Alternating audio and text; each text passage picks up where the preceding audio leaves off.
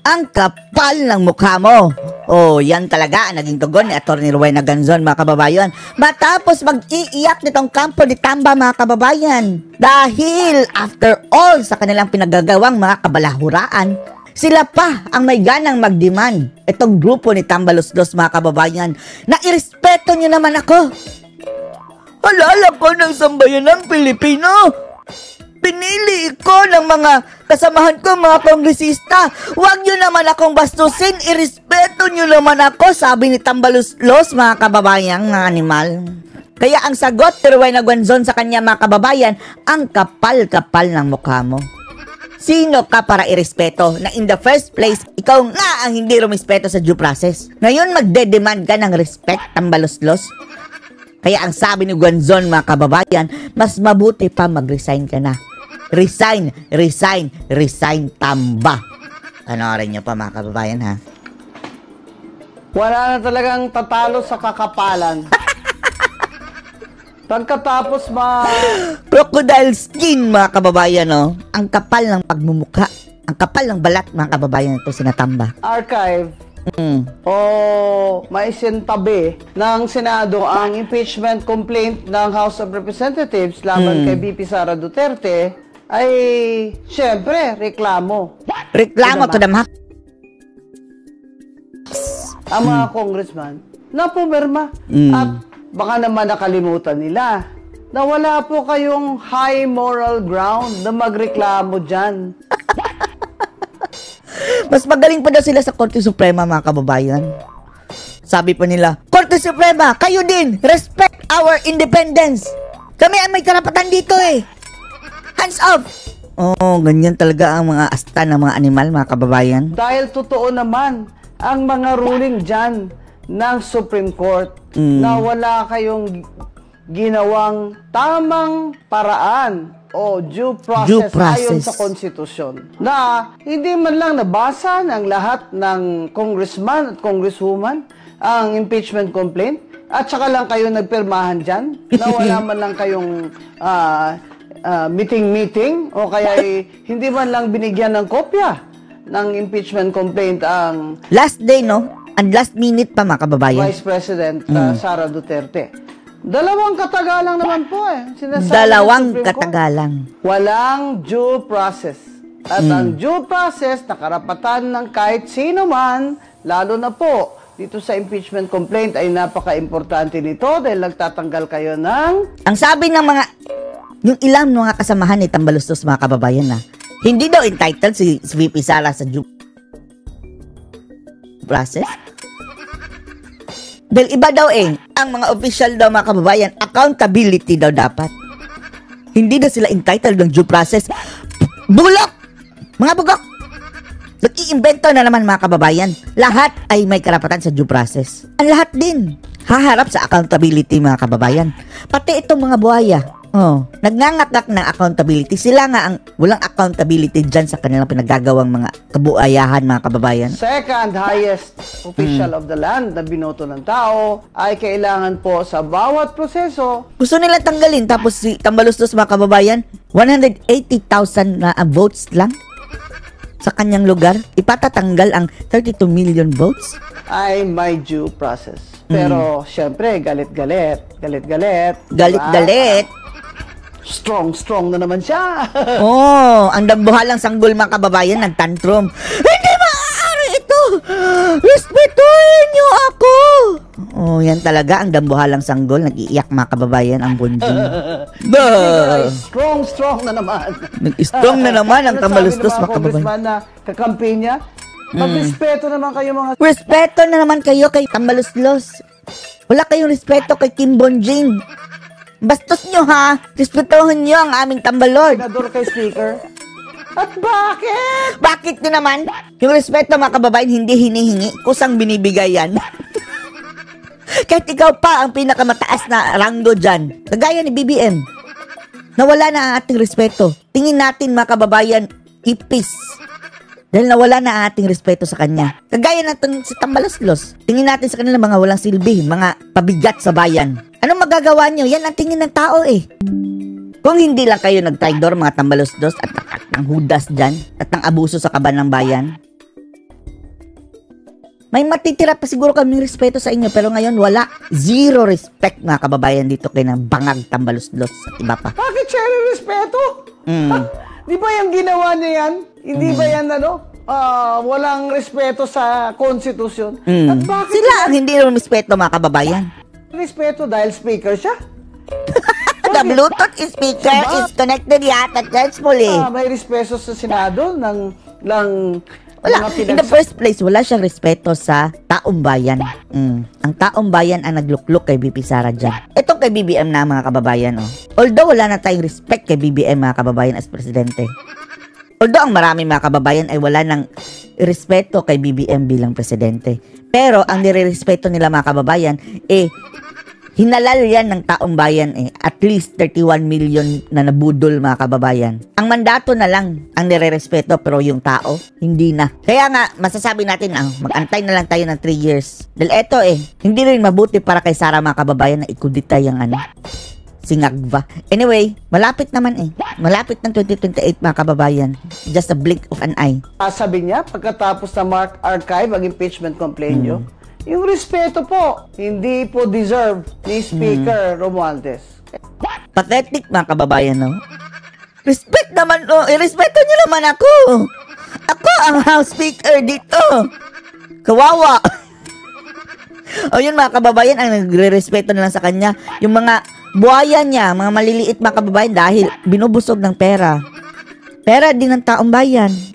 Siya ang may control, mga kababayan, Typical na bonjing style, mga kababayan. Kaya sana po, sa lahat na itong mga kapalpakan niya, ay makonvince na si BBM na talagang dapat na po. Isa pa yan.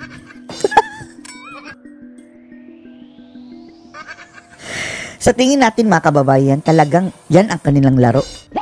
Yan ang kanilang laro. Good cop, bad cop strategy. Pero sa likod ng maskara, mga kababayan, sama-sama silang babangag muli. Hindi tinatanggal Hindi tinatanggal, mga kababayan.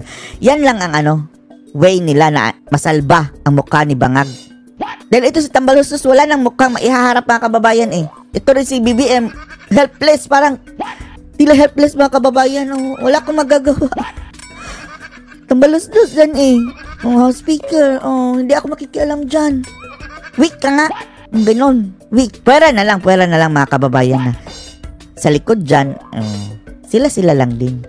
Sila lang din, mga kababayan. Magbitiw ang pinsan niya as speaker. Respect? You don't deserve. You don't deserve our respect. Tambaluslos! Romualdez, resign! Resign! Resign! Resign! Resign! Resign! Resign! Resign! Magre-resign pa ang mga kababayan. Kakapal lang ang mukhaan nila Hindi na yan magre-resign. Pero, etong mga kongresista, mga kababayan, may choice sila. Kung silang lahat, mag-unite, mga kababayan, mapapalitan yan Pagbobotohan kasi yung House Speaker, mga kababayan, madali lang talaga yan. Pero, naduwag lahat ang mga kongresista. Mga walang yakballs, mga kababayan. Handa raw sagutin ni Vice President Sara Duterte ang impeachment case laban sa kanya, pero saan niya'y tamang forum. May sagot din siya tungkol sa umano'y friendship nila ni Mayor Leni Robredo. Nasa Friendship! frontline na balitang yan si Bril Montalvo, We don't think so. News 5 Mindanao. Wag kayong mga kababayan, ha? Paulol na naman dyan sa mga estilo ng mga dilaw ngayon na dumidikit sa mga Duterte para sa kanilang political gains. Tatakbo siguro. Okay lang yun si Guanzon, mga kababayan. Yan siguro ang dilaw na pwede nating palampasin. Dahil right from the start, hindi naman yan umatake kay PRRD di ba? Dilaw lang yan. Liberal Party yan, mga kababayan, pero noong 2022, kampi nga siya kay PRRD. Sinusubaybayan natin si Guanzon, mga kababayan, kino-quote niya si PRRD. Ito ang sabi ni PRRD, ganyan si BBM, ganyan. Hindi siya yung mga kababayan, yung kagaya ng ibang dilaw. Kagaya ni na Drilon, mga kababayan, natatakbo sa 2028 na naman siguro. Nagpapasipsip sa mga Duterte. Pero, prior to that, mga kababayan, 2022, kung ano-ano masasamang pinagsasabi. Kumukuha na rin yan, mga kababayan, ng sumisip-sip sila kagaya ng estilo nila Pagpag at ni Bam Aquino, nakiko, mga kababayan, na hindi nila inaatake ang mga Duterte. Yan ang estilo nila para makakuha ng somehow na boto. And then, andun pa si George Garcia. May silent friendship nga ba sina Vice President Sara Duterte at Friendship. City Mayor Leni Robredo? Kung meron man, Patunayan mo muna, Lenny, na hindi ka tatakbo sa 2028 na senador.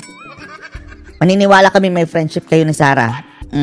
At huwag ka lang bumalik sa national politics, maniniwala kami. Dahil tingin natin mga kababayan sa 2028, eto, unang-una, tatakbo din si Drilon mga kababayan, di ba nagpapasipsip? Yan pala no, ang estilo nila pagpag at matsing. Sino pa ba ang mga dilaw mga kababayan na sa Duterte kumakapit? Dadami na sila. Di ba mayroong 5 ngayon mga kababayan o 4 na kalahati na dilaw? Madadagdagan mga kababayan. ano naman ang epekto nito sa politika, lalo't kaliwat Hadukin! Ay, nako. Maniniwala kayo dyan? Pathological liar, mga kababayan. Hindi susuportahan si Robredo sa 2028 elections kung magkaibigan sila ni Sara. Sa halip na kumpirma Mukha ni Satanas, no? Ito lang ang Si Trililing, Tingnan niyo, mga kababayan, tsura, May sungay na, May buntot na rin. Kompleto na. kung Sara Full blown na Satanas. kumpirmahin o itanggi, ito lang ang sagot ng kasalukuyang bise. Dapat siguro si former President Leni Robredo ang maghatag og comment kay Siya dapat ang magbigay ng comment. Yaman ang kumbaga sa iyaha directed ang comment ni Sa kanya directed ang comment ni Trillanes. Trililing. Habang tila iniiwasan ni VP Sara ang sagot sa friendship nila ni Robredo, tila mas Dininay na ni Robredo mga kababayan. Ang sabi na daw hindi daw kasi pakatanggi dahil andun na daw mga kababayan. Si Sara naman, ang kanyang aim noon mga kababayan, lahat ng mga vice president talaga, pinupuntahan niya, kalaban man o kakampi. Pinuntahan na niya si Noli de Castro, sino pa yung mga vice president dati mga kababayan. Pinupuntahan talaga niya at hindi niya inaanunsyo. Ang nag-anunsyo niyan mga kababayan, ang kampo na Robredo. Wala nga ang media.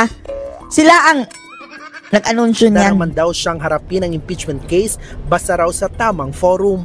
Tamang nagsabi forum. kami noong nag-file sila ng articles of impeachment nila na ready ang Next defense year. team. Pero February next year, ipafile na naman yan mga Pwede. kababayan. Pero tandaan ninyo, mas mabuting magkaalaman lahat ng boboto dyan mga kababayan. Makakapag-prepare na tayo na maghanap ng pantapat sa kanila. Itatapat natin mga kababayan dyan sa mga animal na boboto na ipa-impeach si VP Sara Duterte. moro-moro na kung saan lang nagbibigay ng akusasyon. Matatandaang idineklarang unconstitutional ng Korte Suprema ang impeachment case laban kay VP Sara dahil in-archive o sinantabi muna ng Senado ang paglilitis. Sabi ni VP Sara, patunayan na inabuso ng House of Representatives ang kanilang kapangyarihan. Dagdag pa niya, nakakairita ang Kamara. Kay irritating Nakakairita. sila sa mataog sa dalungan. Sa mata tenga. Sa ilan. Kung ang bise na haharap sa impeachment, matindi rin ang hinaharap ng kanyang amang si dating Pangulong Malapit Rodrigo na, mga Duterte kababayan, ngayon malapit nasa na. The Hague. Ayon sa bise, hindi siya nagsasalita tungkol sa ICC case ng kanyang ama. Ang abogado na lang daw ng kanyang ama ang tanungin si Attorney Nicholas Kaufman. Kasi siya yung pinili ni dating Pangulong Rodrigo Duterte Ang hirap hagilapin walang spokesperson si Kaufman. na lawyer. So we only follow kung ano yung choice ng client. Nagbabalita mula sa Nagbabalita. Anong masasabi niyo dito mga kababayan? Post your comments below.